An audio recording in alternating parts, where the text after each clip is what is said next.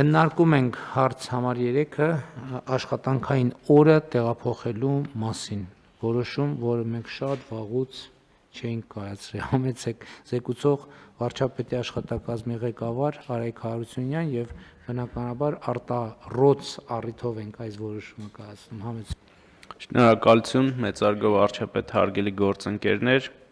2022 թվականից սկսած Եվրոպական քաղաքական համայնքի հենց առաջին հանդիպումից, որ տեղի ունեցել Պրահայում 22 թվականի հոկտեմբերի 6-ին,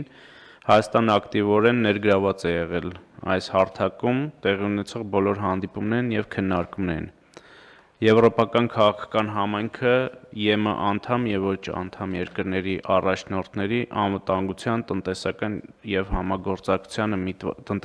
եւ համագործակցության միտված հարցերի քննարկման երկխոսության հարթակ է, որն անց է կացվում տարվա մեջ 2 անգամ։ Գարնանային գագաթաժողովը հյուրընկալում է ԵՄ անդամ չհանդիսացող պետությունը, իսկ աշնանային գագաթաժողովը ԵՄ անդամ պետությունը։ Ինչպես գիտեք, նախորդ տարի որոշում է կայացվել 26 թվականի գարնանային գագաթաժողովի հյուրընկալումը վերապահել Հայաստանին, ինչը եւս մեկ անգամ վկայում է Հայաստանի ակտիվ ներգրավվածության եւ տարածաշրջանային համագործակցության ամրապնդման պատրաստակամության մասին։ Եվրոպացի մեր գործընկերների հետ քննարկումների արդյունքում որոշվել է գագաթաժողովն անցկացնել 2026 թվականի մայիսի 3-ին եւ 4-ին։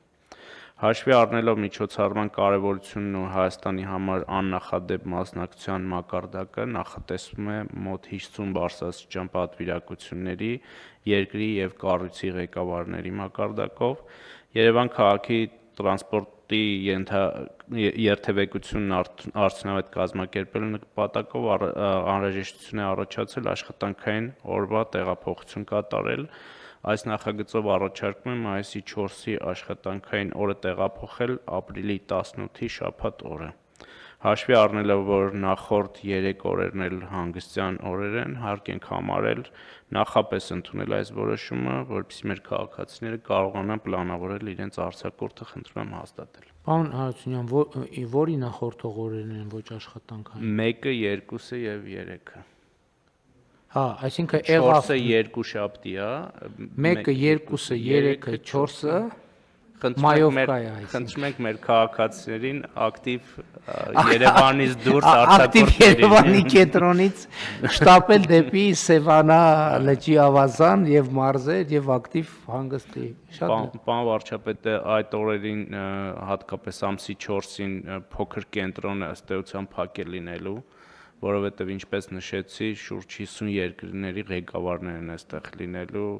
հյուրանոցային ամբողջ տնտեսությունը զբաղված է լինելու, դրանք հիմնական կենտրոնում են, երթևեկը այստեղով է կազմակերպելու, այդ պատճառով նաև հաշվի առնելով երթևեկության ծանրաբեռնվածությունը Երևանում, այսպիսի որոշում ենք կայացնում։ Շատ լավ, դա հաշվի է պետք առնել նաև, որ գործընկերները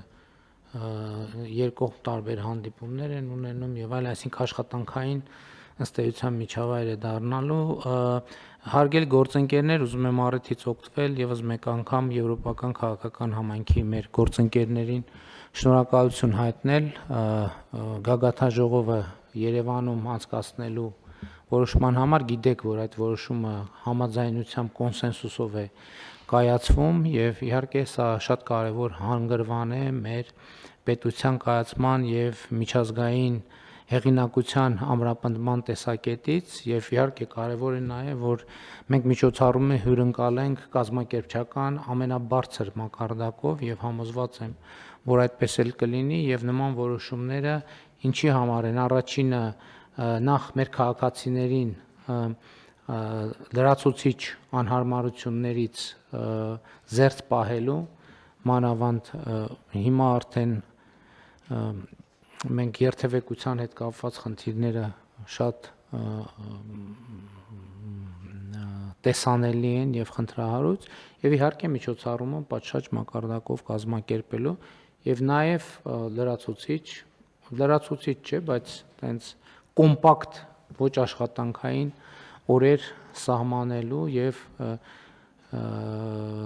տաք եղանակը լավ տրամադրությամբ դիմավորելու համար։ Կան դիտարկումներ, չկան, ըստ այդմ հարցը դրվում է քվեարկության, ովքեր են դեմ որոշման ընդունմանը, դեմ չկա, որոշումն ընդունված է։